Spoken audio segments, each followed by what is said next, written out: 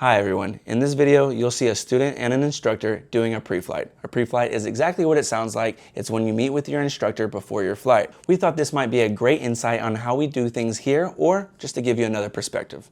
So, enjoy.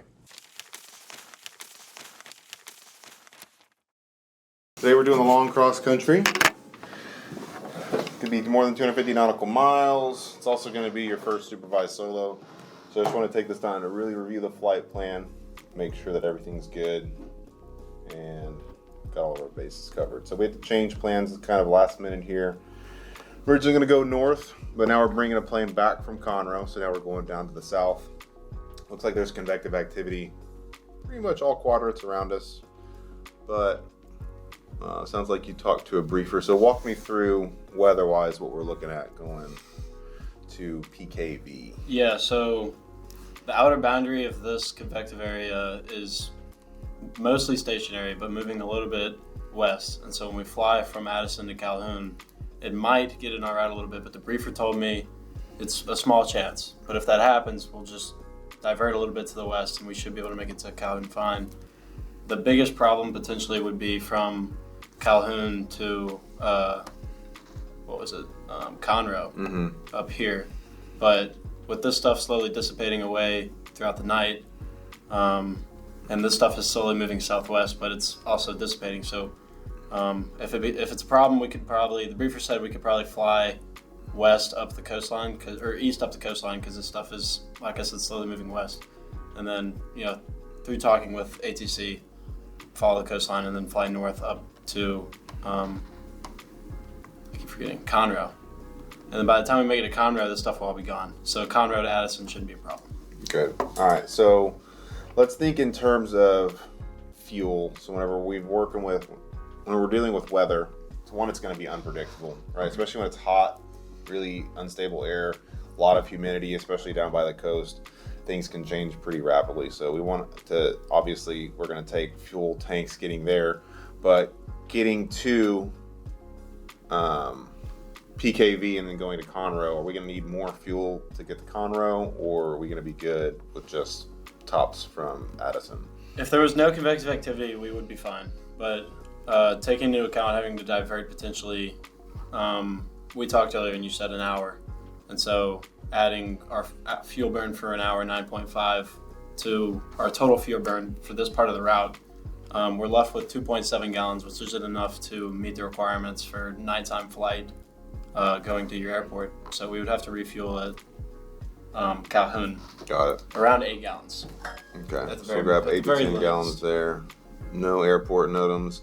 Since we're planning on getting fuel there, after this, let's call and make sure that the self-serve's working. Okay. A time or two where there's no NOTAM, but you get there and it doesn't work. So we don't want to be in a situation where there's other airports in the area we could get fuel from, but just for a time's sake, let's just double check, make sure they have it.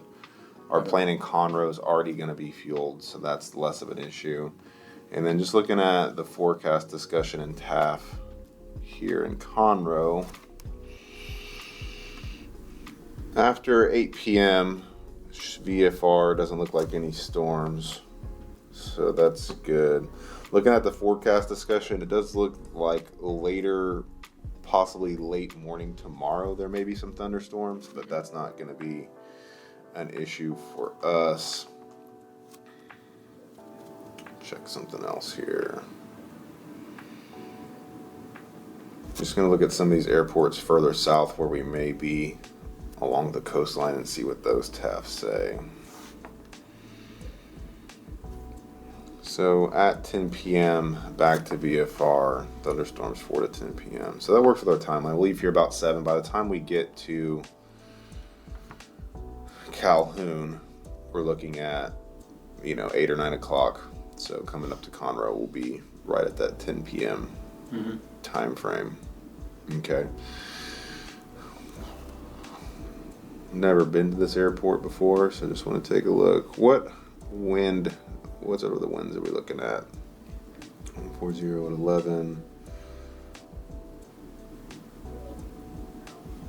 So they do have 1-4, so that's good. 5,000 feet. Right traffic, something for 3-2. Left traffic for 1-4, so we're good there. Untowered.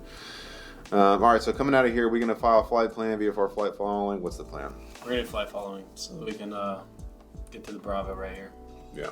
And also get advisories, I guess, all the way down. Yeah, as I mentioned too, right, like talking to center all along the route if we need help kind of navigating that storm.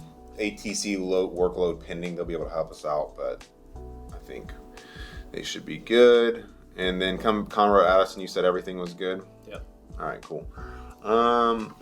So let's say we get halfway through here and KPKV is not going to be an option. Do we have any alternate options? We just going to need to turn around. What are your thoughts? Yeah, I mean, any of these airports that have fuel to the west would be great. We could always go to Victoria if we're right there, or along the route up here, Fayette Regional. Okay. So we're getting about 5 hours flight time today.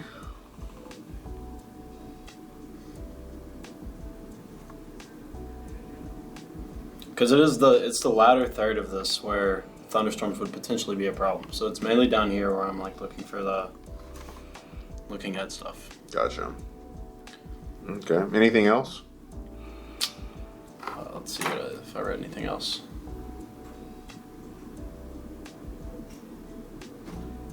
No, that's about it. Okay. As I mentioned, this supervised solo ride, so I'll be there, but it looks like you did a good job with the flight planning, calling the briefer, getting all that information. Really just there to make sure there's an extra set of eyes and there's no safety concerns. So going from Calhoun to Conroe, are we going to fly direct or what's our plan here? We do have a Bravo we have to deal with from Houston. So have you thought about that? Yeah, I mean, we can, if there's no convective activity, we can always come up here and then underfly it. But assuming we have to divert east, we would probably try to get some flight following through somewhere because we would have to cut up from the coast. Yeah. My recommendation would be before we land, we'll let ATC know our intentions. Mm-hmm. Hey, we're just going to grab some fuel and then we're going to head to Conroe. And they'll either say, hey, keep your squawk code and just call us whenever you get back in the air, or we can take off from Calhoun, contact them, get a new squawk. But I would recommend flight following pretty much for the entire time today, especially with the convective activity, and the weather's going to change between now and then. So we'll also, once we get to Calhoun, as we're getting fuel, we'll check the weather again, see if anything's changed. We've got NextRad in the airplane, right? So we can kind of see precipitation and stuff and keep our ears open with center. We can also check METARs and stuff from the MFD in the plane, so keep that in mind as we're coming down. Really keep an eye on what's going on in this area. Yep. And make sure that we're trying to miss a lot of this precipitation and possible downdrafts and things like that. Yep. All right, cool. So we're good on fuel. Weather's good. Alternates, talked about that. Takeoff distances aren't going to be an issue. No NOTAMs at Calhoun. Conroe, looking good. FICON. Okay, cool. All right.